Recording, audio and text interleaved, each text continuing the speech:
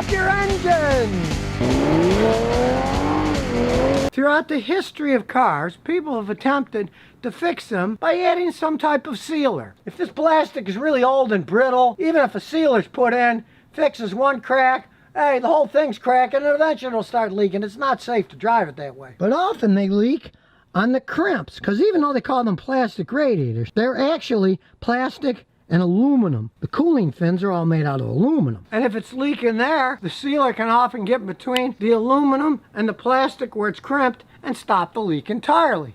But how do you know which one to try? Well, I've been fixing cars for the last 52 years. And nobody's telling me to hawk their products. Nobody's paying me to tell you this is better than that. It's just experience. Ages ago, when I was a young mechanic, we used the same company, Bars Leak. They were called pelletized ones. And they had a liquid with pellets you pour it in the radiator, and it worked quite well. But as you can see, this is now liquid aluminum. It's not pelletized, it's liquid aluminum. As radiators and technology change, the sealers change too. Hey, it's pretty much the best one out there for fixing leaks in your radiator. The big advantage, as you can see here, works with all kinds of antifreeze or pure water. So you can use it with anything. The problem with a lot of the older sealers are, if you use them with the modern coolant, the oat coolant, they will coagulate and clog up everything. Your heater core, make your engine overheat worse than it was in the first place. Heck, that's one of the reasons I make these videos, to show people what they have to use with modern technology. So always watch my newest videos, because that has the newest information you can possibly get out of me. Yeah, I've been doing it for 52 years, but some of the old stuff that used to work doesn't work. And this newer stuff, hey, it actually does work. Simple to use. When the engine is cool, you just take the radiator cap off and pour the stuff in. Now, I don't need to pour it in here because it's not leaking, but that's all you have to do with this stuff. But let me give you one big warning. Yes, it works on all kinds of coolant or pure water. It's not going to clog things up that way. But never, ever use any type of sealer, this one included, if you've got dirty, rusty, corroded coolant in your vehicle.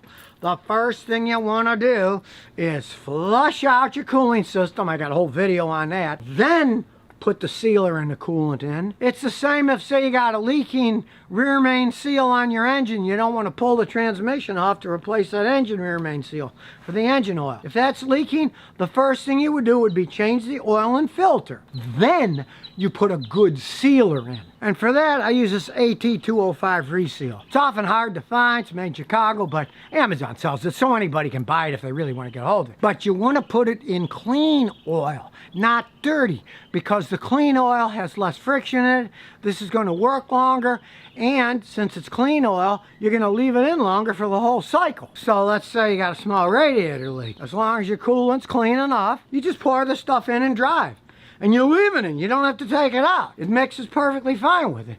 I've been using this stuff for years, and I don't have any problems with it. If you have a physical leak in your radiator, this can often seal it for years. I've had customers that I put the stuff in, 3 years later, it's still not leaking.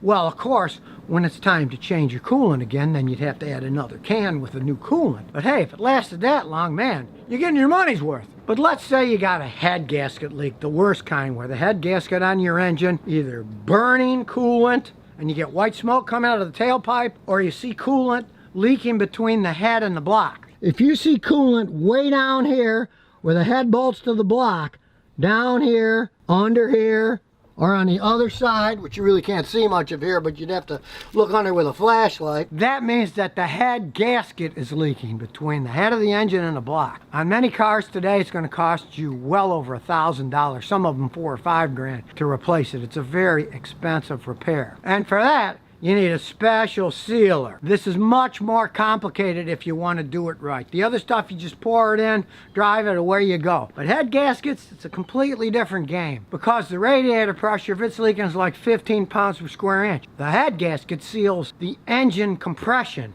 when the gasoline fires with the spark plugs to the outside world or to the cooling system. And that can be well over 1,500 pounds per square inch when the spark plugs fire. So it's a lot harder to seal. Now, I've been using the seal up stuff for decades. It used to be made up the street in Conroe, Texas, but they got bought out by a company called Blue Magic, so now it's Blue Magic Seal Up. It used to be Cargo Seal Up, but it's the same stuff. And what the main ingredient is, as you can see here, contains sodium silicate, known as liquid glass. Now, sodium silicate is a compound that really can seal leaks. It's almost instantaneous. I've had cars where I put this stuff in the correct way. Once I started that engine, within 5 minutes, the white smoke would stop coming out of the tailpipe and it would stop that leak in the head gasket. But it's more complicated. Don't listen to anyone else's directions because it's a lot of baloney. Anything that has sodium silicate in it, the first thing you have to do is flush all of the coolant out of your engine and remove the thermostat. This stuff has to be used with pure water. But if you do have a blown head gasket, realize it might cost you thousands to fix it. So it's worth spending a few hours flushing it all out, then putting just this in and pure water. You can let the car sit in idle for half an hour, then shut it off, cool down for half an hour, start it up. You can do that 5 or 6 times because the sodium silicate only works when it gets about 105 degrees Celsius. It's got to be warm inside for it to work. If it doesn't get hot enough, it won't work. It's got to get hard enough to make the bond and seal it up. And in extreme cases, let's say the number 3 is really blown bad, you would remove the number 3 spark plug so that when it's running, it'll run rough. But it won't build up all the pressure and allow this to seal that cylinder. There's a lot of tricks to stuff like this. It's not as simple. But if it works, you're going to be really happy. I have personally used the seal up in cars. I remember a Honda Accord I used it in, and 3 years later, the lady was still driving the car. But if you do any research on this stuff, you're going to say some people that absolutely hate using any product that says sodium silicate in it because they say, I put this stuff in and my engine blew. I had to get another engine. Well, first, your engine was going out anyways, but it can actually ruin certain engines, so this is what you have to check. Before you use this stuff, get out your engine dipstick. Make sure that the oil is full, not really overfull, because if it's overfull, that generally means water's in it. Or if it's really full of water, this will be all foamy and you'll see water bubbles on it. You'll know you now have radiator coolant inside your engine oil. Now, if you do have radiator fluid mixing with your engine oil, that means that you put the sodium silicate in your radiator, it's going to get some of it into your engine oil, which you never want to do because sodium silicate works super fast, like I said. Sometimes within 5 minutes, they stop smoking when I use it. In warfare, guys used to use sodium silicate to destroy engines. Let's say you're abandoning your tank. They would just have to pour like a gallon of the sodium silicate into the engine oil, and when the engine started up, that silicate locks the bearings up and the engine's just frozen and won't work anymore. So if you have coolant in your engine oil, don't try using this or any sealer that says contains sodium silicate. There's a lot of them that use the same process. But there's some kind of law in the United States that says caution, contains sodium silicate. That's a warning label on these. Now, if you drank the stuff, it could kill you. That's probably one of the reasons it says warning. But the main warning is for your engine. You never want any of the sodium silicate to get mixed with your engine oil. Because if you do, yes, it can destroy your engine. And that's why some guys try this stuff, they don't check, they got coolant going into their engine oil. When they put this in, it can destroy your entire engine. There's no arguing that. But thankfully, head gaskets can blow in many ways. Often, they blow between the head gasket and the cooling system, or the cooling system on the outside of the engine where you see the coolant leaking outside, and the oil galleys inside the head, those seals are still working. So in that case, yeah, you can use the sealer. It won't hurt anything. But if you're getting coolant water into your engine oil, don't ever use any of these sealers that say contain sodium silicate, because then you're taking a big gamble. Your engine might lock up. In that case, you're either going to bite the bullet and have your engine taken apart and a new head gasket and all the other gaskets that come off when you take it apart replaced. Don't try to use this when you get coolant in your engine oil. I mean, marketing has changed over the ages. This is their new bottle. But their old bottle, it used to say, for professional use only, because they only wanted pros using it who aren't going to pour it in one and lock up the engine. Where a public guy might just buy this and say, oh great, I'll pour it right in, and they don't know that the head gasket is leaking oil and water mixing in the engine, and then the sodium silicate in here, it can just make your engine lock up. The bearings will just lock right up if they get sodium silicate on them. Because the sodium silicate sealer, hey, it can be a genie in a bottle. But it can also be a bad genie that doesn't give you your wishes, but gives you your worst enemy, a blown engine, if you pour it in when the water's leaking into the engine oil. Modern engine oils are really well designed and produced. You buy a brand new car, you use the correct oil that they suggest, and change it frequently. You don't need to put any additives in your oil, period. But if you bought a used car that burns a reasonable amount of oil, or you were a bad person and you didn't change your engine oil enough, and now your engine is worn internally, oil additives can actually help. I bought this Toyota Celica used, and the main reason I got it cheap was because it was using oil, and the customer thought, oh, you know, it's using oil, it's wearing out, I'll get another car. She went out and bought a Toyota Avalon. She was burning about a quart of oil every 900 miles in that Celica. She had to keep adding the oil. She had a case in the trunk. Changed the oil and filter, put in 3 quarts of Castrol GTX, and 1 quart of this heavy-duty thick stabilizer from Lucas. And lo and behold, that'll only burn about half a quart of oil in between oil changes. And now it used half a quart instead of a quart every 900 miles. Quite an improvement, I gotta say. But you do have to understand what type of engine is in here. It doesn't have hydraulic valve lifters. It's just got those stainless steel shims.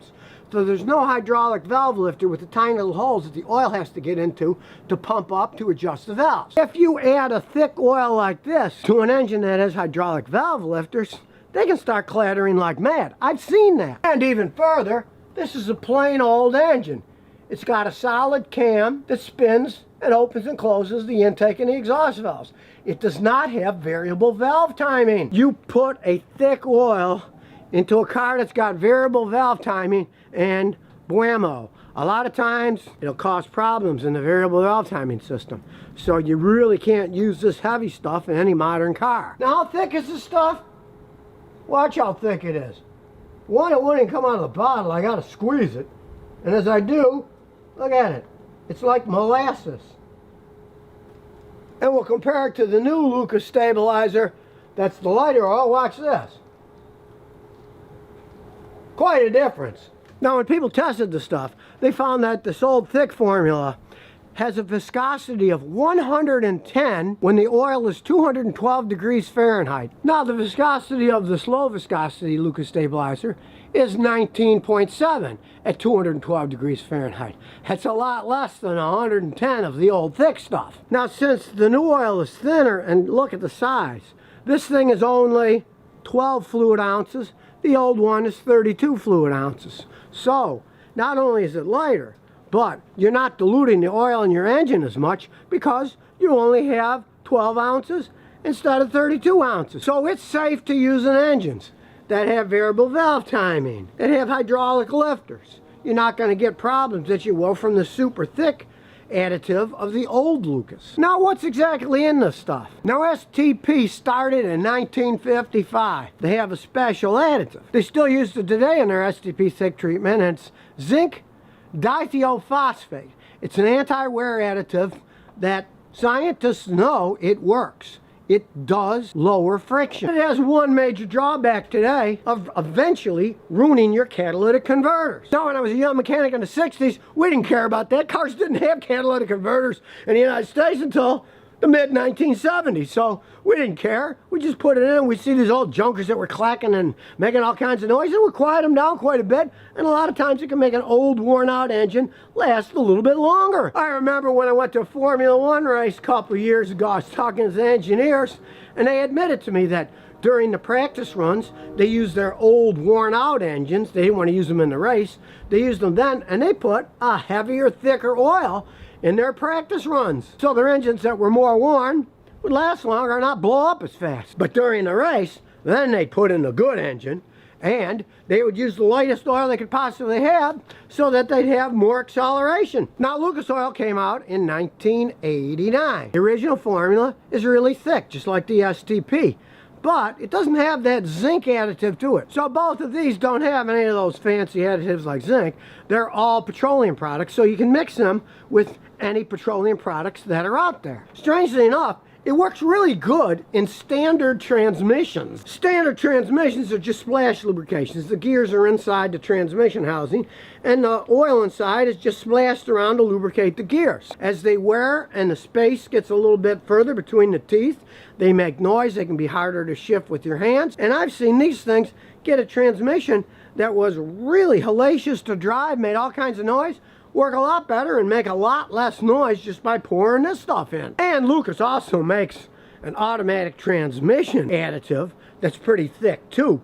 Now you could use it in the older American cars. I had miracles myself when somebody bring me an old Chevy Tahoe or something and it would barely move down the road, and I'd take a quart of the fluid out of the transmission and put a quart of the Lucas thick automatic transmission additive, and all of a sudden it started to shift pretty good. Don't you dare try that in a modern computer-controlled transmission, or especially a CVT transmission. Most things have to use their fluid and nothing but their fluid. Don't put any kind of additives in those things. So going back to the original topic, the new low viscosity stabilizer, you can use it in modern engines that have VVT or that have hydraulic lifters in them. If you take care of your vehicle, you don't need to use any additives really. But let's say your girlfriend was bad, never changed the oil in her car, or you got suckered into buying a late model car that's got high mileage and the people didn't maintain it.